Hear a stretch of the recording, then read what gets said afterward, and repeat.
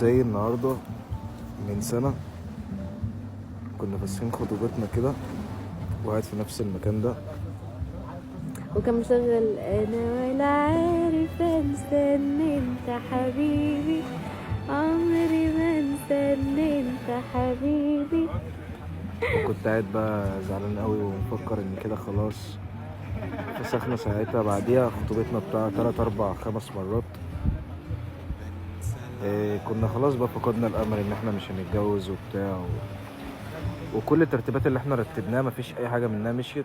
هي اترتبت زي ما ربنا عايز في الاخر. فانا عايز اقول لكم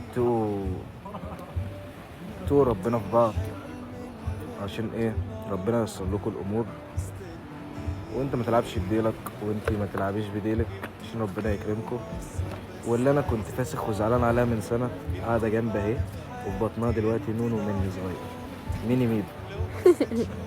ف ممكن تطلع بنوته.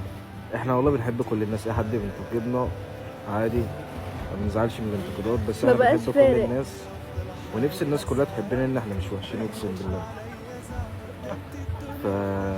عايز اقول لكم ما تفقدوش الامل، ودايما ادعوا لربنا بالحاجه اللي انتوا نفسكم فيها عشان تتحقق. بس فسخنا 5 مرات، ودلوقتي مراتي وقاعده جنبي وفي بطنها نونو مني.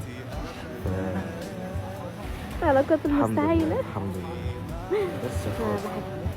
انا بعشقك. انا بحبك. انا بعشقك. لا انا بحبك. ماشي، احلى مسا لكم اخواتي. محدش يفقد الامل، هتتجوزها ياض انت ليه جايبني تخين؟ وهتجيب منها عيل. انت جايبني تخين. لا يا حبيبتي، زي القمر، شكرا. زي القمر، حته كيكه اقسم بالله، بجد. اقسم بالله. يلا سلام سلام سلام.